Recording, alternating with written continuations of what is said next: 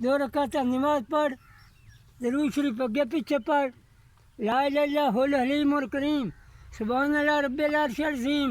वल्हम्दुलिल्लाह रब्बिल आलमीन, अस्सलाका मौजबात रहमतिका वज़ाए मग़फ़िरतिका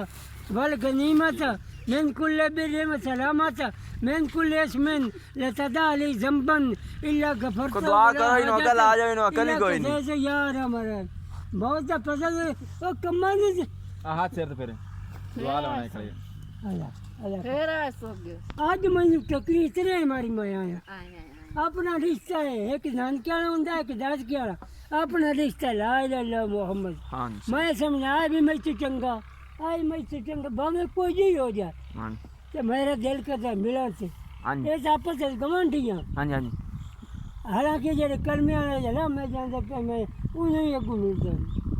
बिल्कुल इन्हों या कुरान शरीफ पढ़न गया करे मतलब वजह किसा छु हाँ जी इंशाल्लाह मैं आख्या माँ आख्या धी नू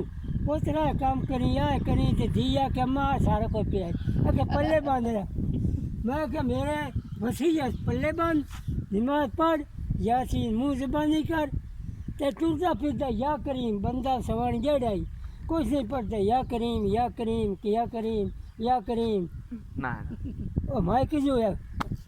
मैं ना अद्धा तीसरा मैनू कहीं पूछा नाल किजो कितनी बढ़िया चली तो नहीं नहीं बुझिंदा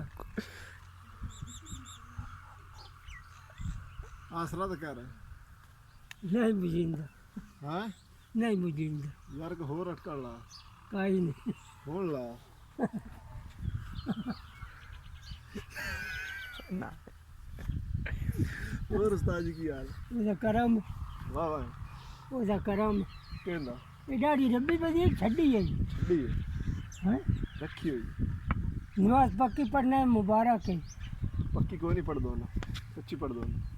यासीन ज़बान याद है कोई नहीं हाँ? ਤੁਸੀਂ ਕਰਾਈ ਨਹੀਂ ਦੋ ਦੇ ਆਦ ਤੇ ਮੁੜ ਸੇਵੀਆਂ ਦੇ ਲਾਲਚ ਚ ਵਗ ਗਈ ਹੋ ਉਹ ਚੇਤਾ ਕਰ ਖਾ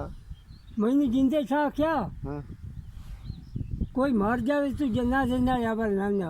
कुल्ला से ना जा पर मैं इसे आवा ऐसे टूरों छाड़ से जावा ऐसे बाल कोई साजी पी देखे लगा सूरा जावा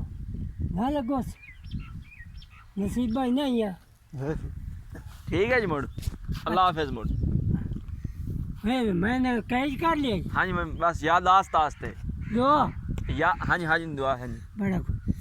दुआ ने याद करा दे ठीक है जी मोर तो ना क्या थे छड़िया